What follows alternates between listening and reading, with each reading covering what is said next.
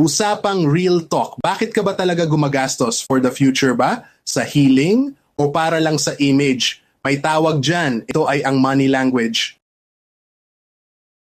Ano-ano nga ba ang money language? Usapan natin yan. Number 1, the sustento giver. Pera mo ay pang-alaga. Ikaw ang nag-shoulder ng bills at pamilya. Husog ang puso mo pag may natutulungan. Pero minsan, sarili mo ang kinukulang. Number 2, the healing spender. Pag na-stress, check out. Pagod, travel. Ang mantra mo ay, deserve ko to. Pero okay lang. Basta hindi utang ko to. Number 3, the segurista. Emergency fund, check. Insurance, check. Savings, big check. Ang peace of mind mo ay nasa ipon. Ikaw yung ayaw ng walang safety net.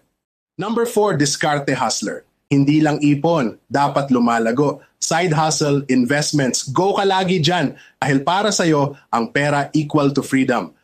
Number 5, the blowout socialite. Ikaw ang sponsor sa saya. Libre dito, regalo doon. Para sa'yo, walang katumbas ang saya pag nakikita mong masaya ang mga tao sa paligid mo. O ikaw, sino ka sa mga ito? Share mo sa comment and paki-follow mo na din ako.